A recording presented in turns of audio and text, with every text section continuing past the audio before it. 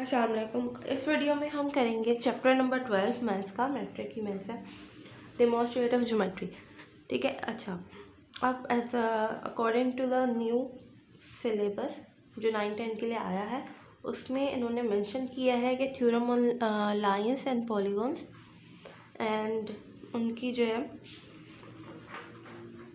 Method of proof जो है वो, ये जो मेथड ऑफ प्रूफ है ये इम्पॉर्टेंट है। तो हमें इस तरह इसको लेके चलना है कि हमने इसकी डेफिनेशन भी देखनी है थोड़ी थोड़ी, प्लस हमने इसमें से फिल इन द ब्लैंक्स की प्रिपरेशन कर लेनी है। ठीक है। अच्छा, तो स्टार्ट करते हैं हम theorems on line polygons. In the previous chapter, we have defined a number of terms and agreed upon several postulates related to geometry. So we are now fully equipped with formulated certain statement to be proven.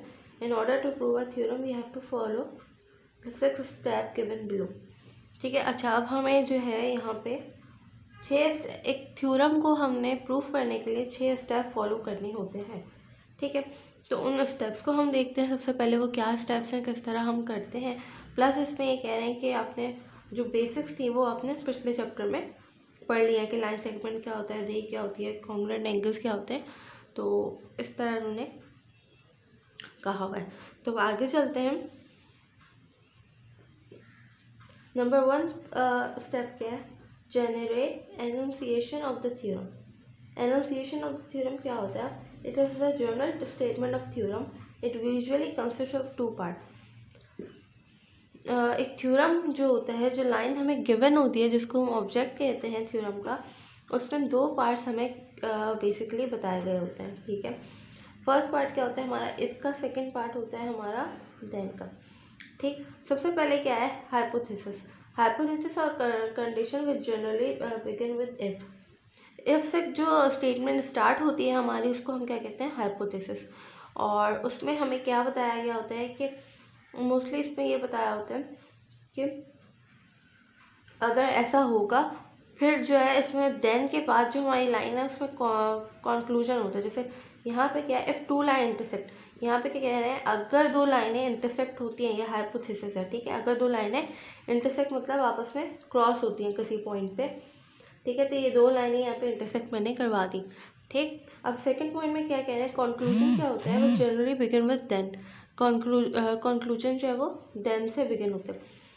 If मैंने उन्हें बता दिया hypothesis में कि अगर 2 लाइनें intersect हो रही हैं, फिर कंक्लूजन क्या होगा उसका, then the vertically opposite angle are congruent.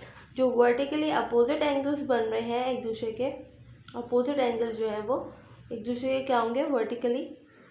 जैसे ये वर्टिकली हो गया और इस तरह वो एक दूसरे के कॉन्ग्रुएंट होंगे। कॉन्ग्रुएंट मतलब वो दोनों आपस में सेम होंगे, इक्वल होंगे। जैसे अगर फर्ज करें ये 90 डिग्री का बन रहा है सपोज, तो ये भी 90 डिग्री का ही बनेगा। ये अगर ज़्यादा, ये दोनों 90 के थे, इनको भी 90 का बनना है। ठीक है। जैसे ये 30 डिग्री का है तो ये भी 30 का बनेगा।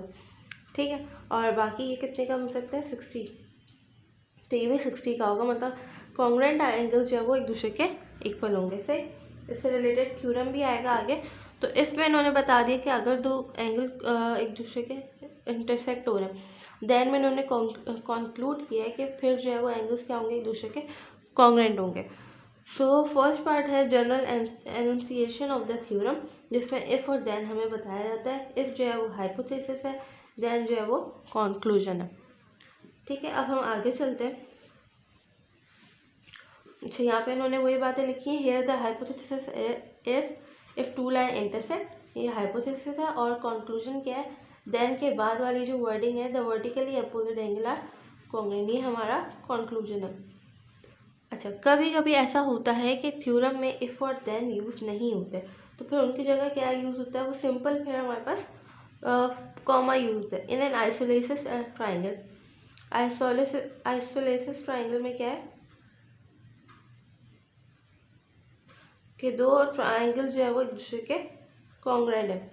एक उन्होंने ट्राइंगल बता दिया, उसमें एंगल फिर बता दिया कि कंक्लूजन क्या है। कॉमे के बाद वाला जो पार्ट होता है वो कंक्लूजन होता है, और कॉमे से पहले वाला इफ होता है हमेशा। ठीक है। हाइपोथेसिस होता है, या इफ वाली जो पार्ट है वो हाइपोथेसिस होगा, और देन वाला पार्ट जो है वो कंक्लूजन। सही। If 2 sides of a triangle are congruent, अगर 2 साइड एक ट्राइंगल की कॉन्ग्रुएंट हैं, जैसे ये ट्राइंगल है, उसकी दो साइड एक दूसरे के, ये वाली कह रहे हैं और ये वाली साइड जो एक दूसरे के कॉन्ग्रेंट है, ठीक है। The angles opposite to the side are also congruent. जो एंगल यहाँ पे फॉर्म हो रहे होंगे, कंक्लूजन में क्या कहा है कि जो ये एंगल फॉर्म हो रहे हैं वो भी एक दूसरे के कॉन्ग्रेंट होंगे, सही है। अच्छा, अब फर्स्ट पार्ट हमने कवर कर लिया, अब सेकंड पे आते हैं, डायग्राम और figure. With the help of general enunciation of figure is drawn highlighting all the points, lines, angles, etc. so that the condition and the conclusion are illustrated amicably, ठीक है। अच्छा, क्या कह रहे हैं कि अगर जैसे कि हमें एक लाइन वो गिवन थी स्टेटमेंट, ठीक है, इसकी बेसिस पे मैंने क्या किया कि यहाँ पे एक डायग्राम बना ली। तो हमारा सेकंड पॉइंट क्या होता है कि हमने थ्योरम की बनानी होती है। एक तो ये हमें गिवन होता है जो स्टेटमेंट होती है, फिर हमने उसकी बनानी होती है डायग्राम, ठीक है। हमने उसकी डायग्राम, जैसे कि यहाँ पे भी एक स्टेटमेंट गिवन थी, if two side of a triangle are congruent the angles opposite to these side are also congruent. ये एंगल ट्राइंगल बनाया, ठीक है, और दो साइड्स, ये वाली कोई साइड्स इक्वल होंगी आपस में, तो उनके एंगल्स भी क्या होंगे, इक्वल। अच्छा, यहाँ पे हम इसको नाम दे सकते हैं ए बी सी, और इसी तरह एंगल क्या हो जाएगा, ये एंगल ए हो जाएगा और ये एंगल बी हो जाएगा, ठीक है। अच्छा, थर्ड पॉइंट हमारा आता है गिवन का, ठीक है। अब हमारे पास जो ऑब्जेक्टिव था वो आ गया, सही, जो इफ देन की स्टेटमेंट है, डायग्राम हमने बन गई। अब हमने गिवन बताना है कि अच्छा, अगेन जो हमारे पास ये वाला पार्ट होता है इफ़ का, ठीक है, जिसको हाइपोथेसिस कहते हैं, वो हमारा गिवन होता है, ठीक। और अक्सर नेक्स्ट पार्ट को हमने प्रूव करना होता है, इसको देन के बाद वाली स्टेटमेंट को हम प्रूव में लिखते हैं कि ये जो कंक्लूजन है इसको हमने प्रूव करना है, और ये जो पार्ट है ये हमें गिवन दिया हुआ है। This is a particular enunciation of hypothesis and is interrupted in terms of figure drawn in step 2 above. It tells us what is given to us in a particular, ठीक है। वही बात कह रहे हैं, ये भी जो हाइपोथेसिस में होता है वो हमारा गिवन होता है, या उसको हम डाटा कहते हैं। वैसे हम गिवन लिखते हैं, डाटा नहीं लिखते, सो गिवन ही याद रखिएगा, सही। अच्छा, उसके बाद रिक्वायर्ड क्या है, हमें जो कंक्लूजन पार्ट होता है उसको हम जो है रिक्वायर्ड या एज अ प्रूफ लिखते हैं, जो मैंने अभी बताया। हम मोस्टली वैसे प्रूफ लिख रहे होते हैं, रिक्वायर्ड बहुत कम लिखा जाता है, मोस्टली हम उसको प्रूफ में ही कंसिडर करते हैं। तो in this part conclusion is written in particular terms according to the figure drawn in step 2। जो स्टेप 2 में हम फिगर ड्रॉ कर रहे थे उसमें हम इसके अकॉर्डिंग उसका गिवन लिख लेते हैं, ठीक है। जो भी उसका नाम, हम जैसे हमने ये फिगर ड्रॉ की थी, हमने उसका नाम दे दिया था ए बी सी, ठीक है। अब वो हमने क्या उसमें क्या कह रहे थे कि दो साइड एक दूसरे के कॉम्पोनेंट है, तो गिवन क्या हो गया, ए बी जो है वो साइड ए बी, ये लाइन ए बी कॉन्ग्रुएंट है किसके, लाइन बी सी के, सही। इसी तरह फिर गिवन में ये कह दिया, और प्रूफ में हमने क्या लिखना है कि उनके जो सेकंड स्टेटमेंट थी क्या कहा था उसमें, जो कंक्लूजन की स्टेटमेंट है, the angles opposite to the side और ऑल्सो कॉन्ग्रुएंट। जो एंगल फॉर्म हो रहे हैं अपोजिट टू दी साइड वो भी क्या होंगे, जो एंगल फॉर्म हो रहे हैं ये आपस में कॉन्ग्रुएंट होंगे। तो यहाँ मैं लिख सकती हूँ कि प्रूव में एंगल ए बराबर है या कॉन्ग्रुएंट है एंगल बी के, मुझे इसको प्रूव करना होगा, ठीक है। तो एक थ्योरम की स्टेटमेंट से हम खुद भी उसका गिवन लिख सकते हैं, ज़रूरी नहीं हम रट्टा लगाएं, समझ के सारा काम हो सकता है। हमें थ्योरम में रट्टे नहीं लगाने होते, समझना होता है उसको, ठीक है। इसी तरह हम उसका रिक्वायर्ड भी लिख सकते हैं, या प्रूफ जो हमें करना है वो भी हम आसानी से लिख सकते हैं। Even diagram we can draw it on our self, ठीक है। सो अब आगे चलते हैं कंस्ट्रक्शन पे, ठीक है। अब फिफ्थ पार्ट इसका आ गया। अब यहाँ पे कुछ ना कुछ अक्सर थ्योरम में ऐसा होता है कि कुछ हमें कंस्ट्रक्शन करनी पड़ती है उसको सॉल्व करने के लिए, सही। तो यहाँ हमें वो बतानी होती है कि हम क्या उसके लिए कंस्ट्रक्ट कर रहे हैं, तो हम यहाँ उसको डिफाइन करते हैं। Sometimes we need certain addition to in the figure that help us in proving the theorem. हमें कभी कभी थ्योरम को सॉल्व करने के लिए या प्रूफ करने के लिए उसमें मज़ीद एडिशन करनी पड़ती है डायग्राम में। तो यहाँ हम जो अपनी तरफ से एडिशन करते हैं हम उसको कंस्ट्रक्शन में लिखते हैं, ठीक है। सपोज यहाँ पे उन्होंने क्या लिखा, बाइसेक्टिंग एन एंगल और a side joining two given point और प्रोड्यूसिंग अ साइड। एक इन्होंने यहाँ पे कंस्ट्रक्शन करके शो की है। सो इसको हम अक्सर कंस्ट्रक्शन के पार्ट में लिखते हैं अगर कोई हमें एडिशनल चीज़ें ऐड करनी होती हैं, ठीक है। This step is called construction, but this step is optional and mention it only when we need it. ये स्टेप जो है हर थ्योरम में हमें कंस्ट्रक्शन की ज़रूरत नहीं पड़ती। अक्सर थ्योरम में जो हमें स्टेटमेंट गिवन होती है, with the help of that we can prove it, right. But in some theorems we have to construct something in order to prove that theorem, ठीक है। तो हमने कुछ ना कुछ उसमें चीज़ें कंस्ट्रक्ट करनी होती है, कोई लाइन हमें कंस्ट्रक्ट करनी पड़ जाती है, कोई बाइसेक्शन करनी पड़ जाती है ताकि हम उसको फर्दर सॉल्व कर सकें। Generally the analytical method discuss in the next article help us in deciding what the construction should be. अभी जो हम मेथड पढ़ेंगे उसमें हमें बताया जाएगा कि कंस्ट्रक्शन किस तरह करनी होती है और किस तरह हम कर सकते हैं और कब कर सकते हैं। सही। The last part is proof. यहाँ पे हम वो काम कर रहे होते हैं जो हम कुछ हमें गिवन होता है, उसकी बेसिस पे हम कोई रीजनिंग लिख रहे होते हैं। ये सब काम प्रूफ में करते हैं, किस तरह जो है जो भी गिवन था वो किस तरह आ रहा है, क्या क्यों लिख रहे हैं हम वो स्टेटमेंट, वो हम प्रूफ में बताते हैं। This is the last part of a theorem.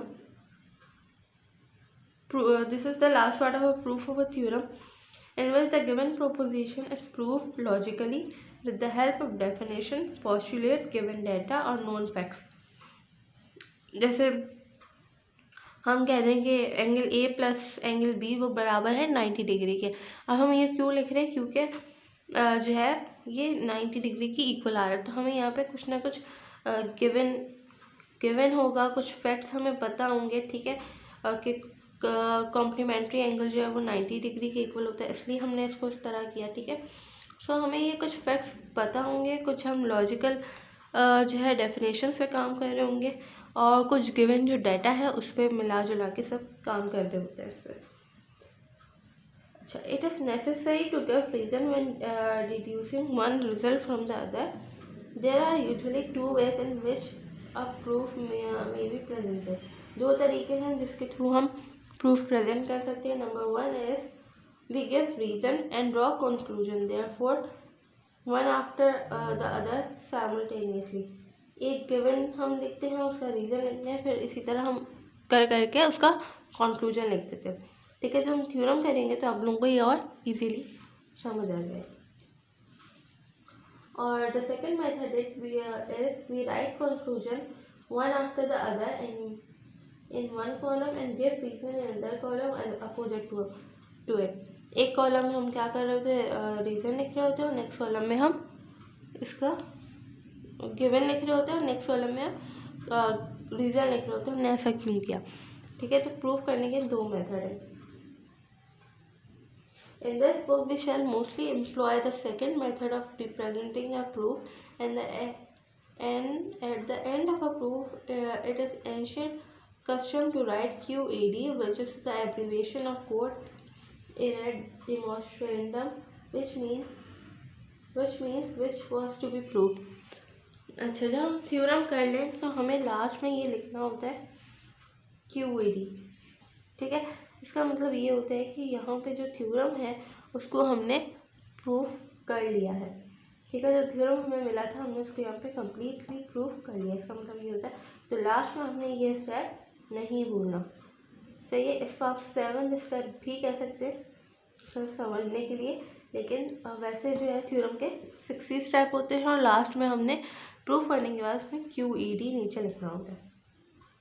अच्छा, अब हमारे पास दो मेथड है प्रूफ करने के लिए, अब हम वो देखते हैं। अब हम इसका मेथड ऑफ प्रूफ देखते हैं, ठीक है, किस तरीके से हम इसको प्रूफ कर सकते हैं। तो दो मेथड होते हैं प्रूफ करने के, हम उनको देखते हैं। It has been generally observed that the teachers copy out the proof of the theorem on black or whiteboard, and the student cram them up. It fulfills the two basic purposes of teaching geometry। क्या कह रहे हैं कि अक्सर हमारे स्कूलों में क्या होता है कि टीचर जो है वो सिर्फ थ्योरम कॉपी कर देती है बोर्ड पे, एंड स्टूडेंट्स जो हैं उनको ऐसी राइट डाउन कर लेते हैं या रट लेते हैं, वो एक्सप्लेन नहीं करते। अक्सर टीचर्स का कहना ये होता है कि थ्योरम रटने वाली चीज़ है, which is totally wrong. Theorem समझ के आगे कंटिन्यू करने वाली चीज़ है। कंटिन्यू मतलब समझ के आप उसको याद करें, समझ के उसको खुद सॉल्व करें, ठीक है, उसको रटना नहीं होता। जब भी ये स्टूडेंट जो हैं वो थ्योरम वगैरह भूल जाते हैं पेपर में, उनको याद नहीं होता, तो यही मसला होता है सबसे ज़्यादा, ठीक है। तो दो हमारे पास मेथड है। अच्छा, ये क्या कह रहे हैं, थ्योरम क्यों पढ़ाए जाते हैं, ज्योमेट्री हमारे सिलेबस में क्यों होती है? To develop the ability to think logically. एक तो इसलिए कि ताकि स्टूडेंट लॉजिकली सोच सके कि भाई अगर दो लाइनें एक दूसरे के कॉन्ग्रेंट हैं तो उसका मतलब वहाँ जो एंगल अगर बन रहा होगा तो वो भी कॉन्ग्रेंट होगा, ठीक है। एक तो लॉजिकली मतलब इस तरह आप सोच सकें खुद ही, ठीक है। अच्छा, दूसरा क्या है, to foster the opportunity of exploration और डिस्कवरी, ताकि अब स्टूडेंट जो है वो खुद डिस्कवर कर सके चीज़ें, खुद अपनी जो है थ्योरम उनको सॉल्व करना आ जाए, वो खुद देख सके कि हाइपोथेसिस क्या है, कंक्लूजन क्या है, और किस तरह उसको प्रूव कर सकते हैं, ठीक है। उनको रट्टे नहीं लगाने, खुद प्रूव करने की कोशिश करनी है। It is therefore imperative that students should understand why a particular construction or the logical step is required for providing a theorem, for proving a theorem. It is also important that students should be encouraged to prove the theorem in as many different ways as possible. कह रहे हैं कि ज़रूरी नहीं है जो book में method है स्टूडेंट उसी से ही प्रूव कर सके, और भी काफ़ी तरीके हो सकते हैं जिनके थ्रू थ्योरम को प्रूव किया जा सके। Here we give two important methods of reasoning usually employed in proving a theorem or a problem based on it. यहाँ नीचे अब उन्होंने दो ऐसे मेथड्स रख दिए हैं जो हमें हेल्प करते हैं थ्योरम को सॉल्व करने में या उनकी रीजनिंग करने में, सही। सो नंबर 1 क्या है, एनालिटिको और सिंथेटिक मेथड, ठीक है। एनालिटिको को और सिंथेटिक मेथड, इसमें क्या होता है, analysis mean resolving into elements और constituent parts. Analysis start from what is to be prove. Analysis का क्या मतलब होता है कि मीन्स रिजॉल्विंग इनटू एलिमेंट में उसको रिजॉल्व करना और डिफरेंट पार्ट्स में उसको ब्रेक डाउन करके उसको सॉल्व करना है चीज़ को, ठीक है। एनालिसिस स्टार्ट कैसे होता है, what is to be prove, क्या हमें प्रूव करना है, यहाँ से हमारा एनालिसिस स्टार्ट होता है। Suppose we want to prove the statement X is true, हमें सपोज फर्ज करें कि हमें एक स्टेटमेंट है जो है एक्स इज ट्रू, हमने उसको प्रूव करना है, ठीक है। तो हम उसके लिए क्वेश्चन क्या होगा, how can we prove that X is true, हम कैसे प्रूव कर सकते हैं। तो it will be proof if the statement of Y is true, X जो है वो तब जो है ट्रू होगा अगर वाई भी ट्रू है, ठीक है।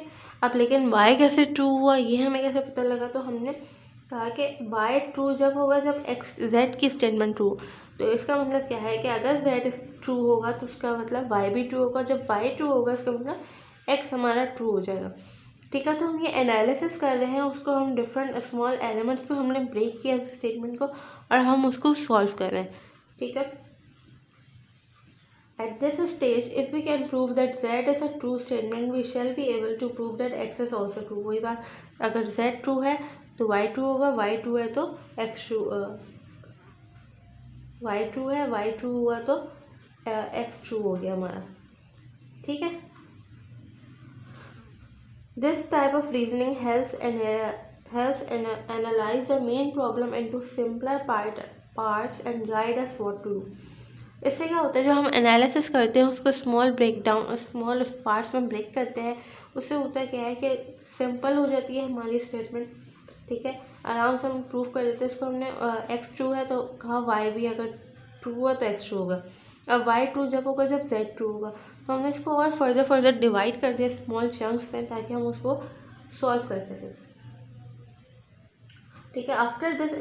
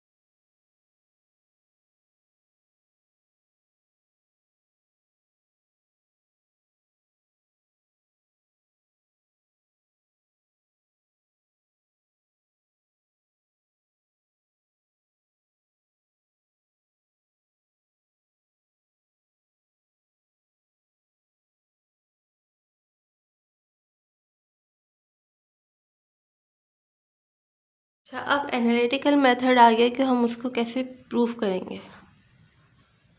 Okay, so we can prove that how can we prove that OD जो है वो परपेंडिकुलर है ओई के. We can say that OD perpendicular है ओई के if major angle E OD equal to 90 degree. अच्छा, मैं यहाँ पहले डायग्राम ड्रॉ कर लेती हूँ.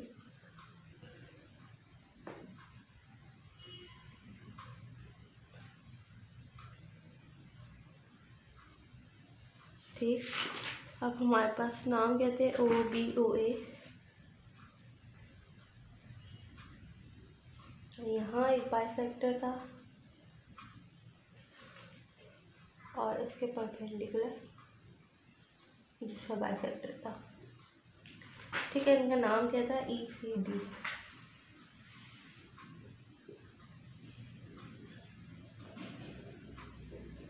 अच्छा, अब क्या कह रहे हैं हमें वो,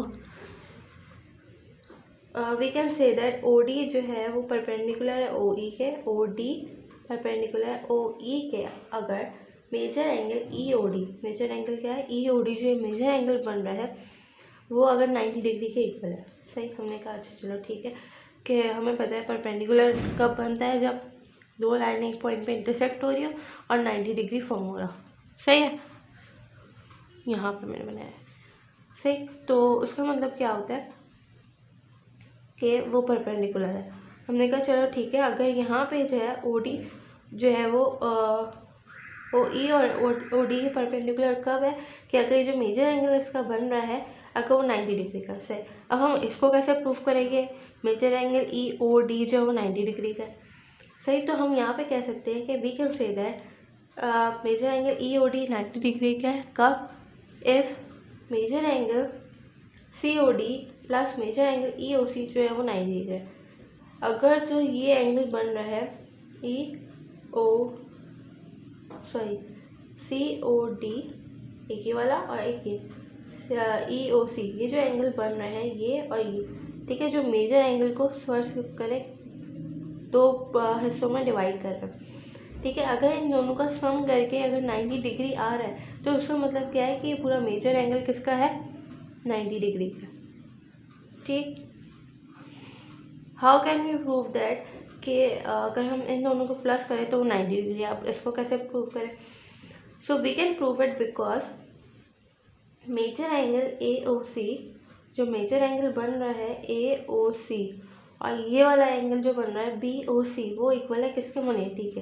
ठीक है, जो and hence their half will be sum up to 90 degree. जब हम इसको 2 से डिवाइड करेंगे तो यहाँ पे 182 से जब डिवाइड हो जाएगा तो क्या हो जाएगा, 90 डिग्री. जब इसको हम हाफ कर देंगे तो यहाँ पे क्या आ रहा है हमारे पास, 90 डिग्री. हमें इस तरह पता लगेगा.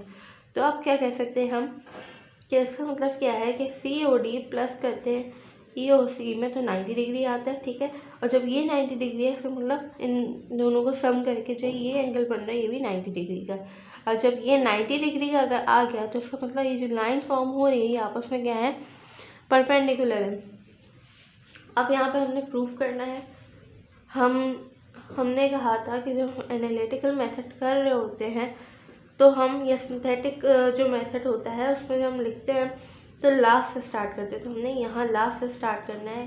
ये major angle A O C जो हमने प्लस किया मेजर एंगल बी ओ सी में वो 80 डिग्री का था. ये हमें गिवन था. ठीक है, टू एडजेसेंट सप्लीमेंट्री एंगल ये हमें गिवन ऑलरेडी दिया हुआ था डायग्राम में. ठीक है, अच्छा डायग्राम इसमें नहीं आ रही है, ये ऑलरेडी हमें डायग्राम में गिवन था. अब हम कह रहे हैं कि अगर इनको हम 2 से डिवाइड कर दें तो यहाँ पे क्या आ गया, 90 डिग्री. हमने यहाँ पर multiply both side of the equation by 1/2. Simply या तो 2 से डिवाइड कर दे या 1/2 से इसको मल्टीप्लाई कर दे, एक ही बात है. सही, यहाँ पे आप ये भी लिख सकते हैं कि divide both side of the equation by 2. सही, तो जब हमने इसको इससे डिवाइड किया 1/2 से तो हमारे पास ये इक्वेशन आ गई. सही, जब ए ओ सी को हमने हाफ किया तो क्या फॉर्म हो रहा है यहाँ से, सी ओ डी. ठीक है, और इसी तरह जब हमने बी ओ सी को हाफ किया तो क्या फॉर्म हो रहा है, ई ओ सी. ठीक है, ये हाफ हम यहाँ पे लिख देंगे. और यहाँ पे जब इसको टू से डिवाइड किया तो क्या आ रहा है 90 degree. Given that 1/2 major angle MOC वो बराबर है किसके, COD के। इसका हाफ जो है वो किसके बराबर है, COD के, और इसका हाफ किसके बराबर है, EOC के। ठीक है, BOC का हाफ किसके बराबर है, EOC के, और AOC का हाफ किसके बराबर है, COD के। यहाँ हमने लिख दिया सही। अब हम कह रहे हैं जो हमने इससे ऊपर वाली बात की थी, जब ये दोनों अगर इसको प्लस करें 90 डिग्री का, इसका मतलब EOD जो है मेजर एंगल वो 90 डिग्री का। बाय एंगल एडिशन पॉसिबिलिटी हमें यहाँ से पता लगा कि यहाँ जो हमने सम किया था वो किसके इक्वल आ रहा है, EOD के। जब ये 90 डिग्री का है और ये इसके इक्वल भी है तो उसका मतलब क्या है कि ये भी 90 डिग्री का। स्टेटमेंट में हमने इसको लिखा। ठीक है, जब ये 90 डिग्री का, इसका मतलब ये जो दो लाइन्स है एक दूसरे के परपेंडिकुलर है। Two rays are perpendicular to one another if they form a right. अच्छा, अगर ये राइट बन रही है, right angle triangle, right angle बना रही है तो इसका मतलब क्या है, ये दोनों आपस में परपेंडिकुलर भी हैं। ठीक, यहाँ पे हम एंड में लिख देंगे QED। यहाँ पे हमने प्रूफ कर लिया इसको, सही है। अच्छा, अब हम बढ़ेंगे इसकी इम्पोर्टेंस क्या है इस मेथड की। यहाँ पे इन डॉट्स का मतलब क्या है, देयरफॉर। ये आपने याद रखना है, स्टैंड फॉर देयरफॉर। ठीक है, तो हम देयरफॉर पूरा नहीं लिखते, इसलिए ये शॉर्ट फॉर्म यूज़ कर रहे होते हैं, इसका सिंबल यूज़ कर रहे होते हैं। From the above example, we see that the analysis help us in analyzing a problem and indicating the steps to be taken to prove a theorem. इसमें हमें हेल्प क्या हुई कि हम एक थ्योरम को हमने आराम से उसको सॉल्व कर लिया डिफरेंट एनालिसिस मेथड में, उसको डिफरेंट उस पर फॉर्म में ब्रेक करके, और लास्ट में उसकी स्टेटमेंट हमने लिख दी। Therefore, this method is called analytico-synthetic method। इसलिए इसको हम क्या कहते हैं, एनालिटिको-सिंथेटिक मेथड। क्यों कहते हैं, सबसे पहले यहाँ पे हमने एनालाइज किया उसको डिफरेंट पार्ट में, फिर उसको हमने सिंथेटिक पार्ट में, सिंथेटिक मेथड में हमने उसको लिख दिया, इसलिए हमने इसको, इसका ये नाम है। Importance of analysis in proof. Importance क्या है इसकी, if we follow the synthetic approach in our proof without analysis, it would be nothing but an attempt to follow the work of another, whereas the analytic approach helps us to find the steps to be rearranged later to record a proof in synthetic form। ये जो हमने यहाँ पे काम किया था, ठीक है, उसको एनालिसिस किया, उससे हमें हेल्प क्या हुई कि ये जो ये पार्ट्स थे हमने उसको यहाँ पे सिंपली यहाँ जॉट डाउन कर दिया, यहाँ लिख दिया, और जब यहाँ लिखा तो हमें रीज़न भी बता दिया कि क्यों हमने इसको यहाँ पे इस तरह लिखा है। तो एनालिसिस हमें हेल्प करता है कि हम सिंथेटिक मेथड अप्लाई कर सकें। ठीक है, Moreover, the analytic approach encourages exploration and creativity, while the synthetic approach often causes the student to wonder why the certain step were taken। ये हमें हेल्प करता है कि हम एक्सप्लोर कर सकें, क्रिएटिविटी कर सकते हैं। यहाँ पे हमने देखा ना कि अगर ये लाइन इक्वल है तो इसके इक्वल होगी। फिर हमने कहा कि अगर ये 90 डिग्री का बन रहा है इसका मतलब ये दोनों आपस में 180 के हैं। इस तरह करके हमने इसकी क्रिएटिविटी और लॉजिक्स लगा के हमने इसको सॉल्व किया। Thirdly, the analytic approach fosters trials by the student with immediate subsequent checking, while the synthetic approach results in mere memorization of steps। इससे क्या होता है, हमारी मेमोराइजेशन भी साथ साथ होती रहती है जब हम उस तरफ को स्टेप को करते हैं। एक दफ़ा एनालिसिस किया हमने, फिर सिंथेटिक में उन्हीं स्टेप्स को हमने रिवर्स फॉर्म में लिख दिया। ठीक, Arthur, in his work The Teaching of Mathematics in Secondary School, summarizes the comparison of these two approaches by saying that analysis is the method of discovery। Analysis में हम discover करते हैं, synthetic is the method of concise and elegant presentation। यहाँ पे हमने पूरा discover किया था, यहाँ पे अब कोई प्रेजेंटेशन नहीं लग रही, लग रही। यहाँ पे हमने क्या किया, उसको एक तरह से पूरे को एक समराइज़ कर दिया, जो भी हमने यहाँ काम किया था उसको समराइज़ कर दिया, और एक पूरी प्रेजेंटेशन के फॉर्म में अभी हमारे पास चार्ट मौजूद है। ठीक है,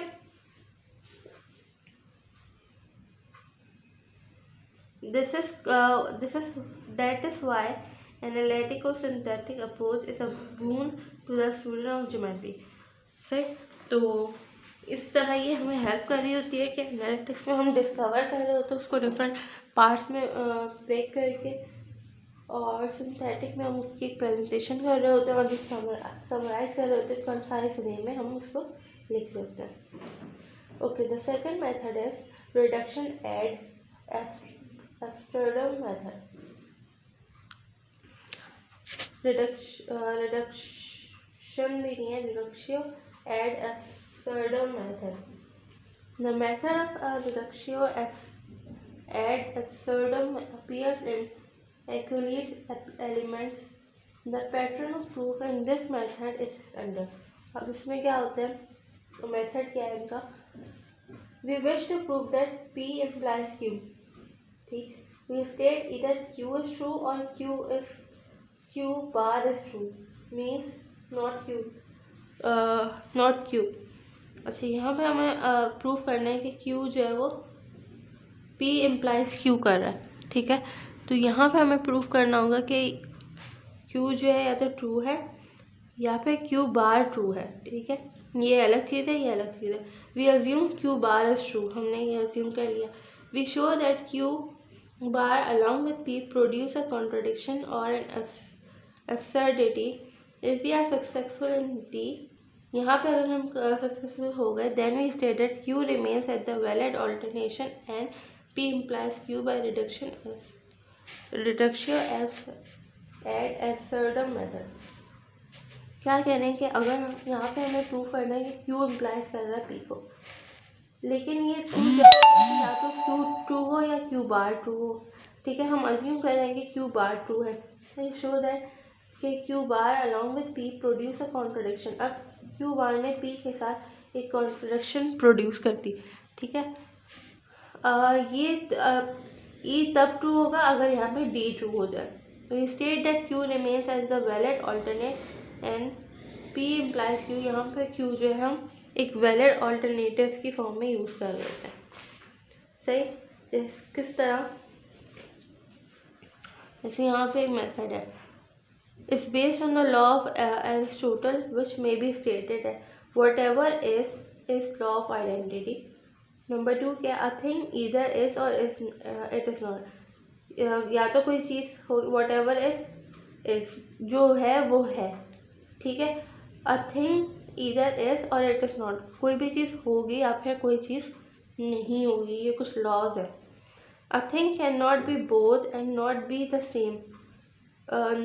A thing cannot both be and not be at the same time. Contradiction क्या कह रहे हैं? लॉ ऑफ आइडेंटिटी कहता है कि कोई चीज़ है तो वो है। ठीक है, अगर आप हैं इस दुनिया में तो आप हैं। सर, या यहाँ पे अगर एक बुक रखी हुई है तो वो रखी हुई है, ये आइडेंटिटी है। लॉ ऑफ एक्सक्लूडेड मिडिल क्या कहता है कि आई थिंक ईदर इज और इट इज़ नॉट। या तो यहाँ बुक रखी हुई है या बुक नहीं रखी हुई, या तो मेरे हाथ में पेंसिल है या पेंसिल नहीं है। कोई भी दो चीज़ें हो सकती हैं एक चीज़ की। ठीक है, या तो मैं आज स्कूल जाऊंगी या मैं आज स्कूल नहीं जाऊंगी। ठीक है, दो पॉसिबिलिटी होती है। ऐसा नहीं कि मैं स्कूल गई भी थी और नहीं भी गई थी, ऐसा नहीं होता। कोई मिडिल नहीं होती, या तो वो होती है या नहीं होती। ठीक है, इसी तरह कोई चीज़ होती है तो फिर वो होती है। अच्छा, लॉ ऑफ कॉन्ट्रडिक्शन क्या कहता है कि a thing can not both be and not be at the same time. एक चीज़ कोई भी दो काम साथ नहीं कर रही होती। जैसे अगर मेरे हाथ में पेंसिल है और मैं कहूँ मेरे हाथ में पेंसिल नहीं भी है, तो दोनों काम साथ नहीं हो रहे होंगे। अभी पेंसिल है, एक काम हो रहा है, अब पेंसिल नहीं है, अभी भी एक काम हो रहा है। ऐसा नहीं है कि पेंसिल है भी और नहीं भी मेरे हाथ में।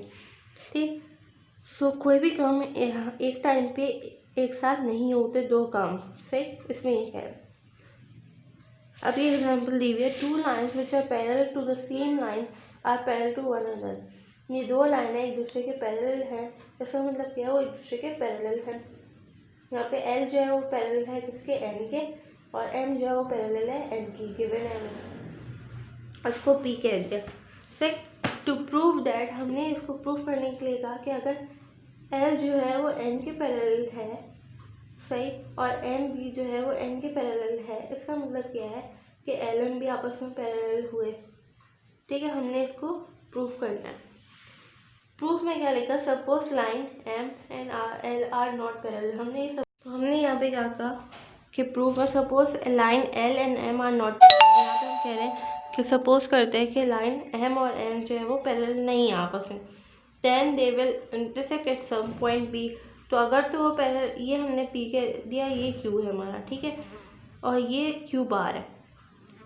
इसका मतलब क्या है कि अगर ये पैरेलल नहीं है तो कहीं ना कहीं जाके किसी पॉइंट पे जाके इंटरसेक्ट हो जाएंगे। पैरेलल लाइन कभी भी इंटरसेक्ट नहीं होती है, ठीक। In this way two intersecting lines L and M होगा, यहाँ पे एल होगा, are both parallel to a third line contradiction Playfair axiom. Two intersecting line can not be parallel to the third. अगर दो, इसका मतलब क्या है कि अगर ये दो लाइनें एक दूसरे से इंटरसेक्ट हो रही है, इसका मतलब ये इसके पैरेलल नहीं हो सकती। सही, तो यहाँ पे क्यू डैश जो है वो नहीं लग रहा, क्यू बार यहाँ पे इम्प्लाई नहीं हो रहा। इसका मतलब क्या है कि ऑल्टरनेटिव हमारे पास मौजूद है कि एल जो है वो फिर क्या है, एम के पैरेलल है। So assumption leads to an absurdity, therefore assumption is false. ठीक है, जो हमने अज्यूम किया था ये फॉल्स है, hence the statement L is parallel to M is valid। ठीक है, यहाँ पे हमने वो लिख दिया क्यू वी डी। तो यहाँ पे एंड होता है। ये आपको दो लॉस मेथड्स बताए गए हैं, ये आपको आने चाहिए, ठीक है। आपने इनको पढ़ लेना है, समझ लेना है, याद कर लेना है एक तरह से, और इसमें से ब्लैंक्स का पार्ट आप लोगों ने अच्छे से कवर कर लेना है। आपको पता होना चाहिए सिंथेटिक मेथड क्या होता है, एलिमेंट्स क्या होती है, एनालिसिस का क्या मतलब है, ये सब आपको पता होना चाहिए। इससे इसी तरह इसके कितने पार्ट्स हैं, थ्योरम को प्रूव करने के कितने पार्ट्स होते हैं और उन पार्ट्स में क्या क्या होता है, उनकी डेफिनेशन वगैरह you have to know each and everything. So यहाँ मैं वीडियो एंड करती हूँ और फिर हम नेक्स्ट वीडियो में थ्योरम 12.1 करेंगे। अल्लाह हाफ़िज़।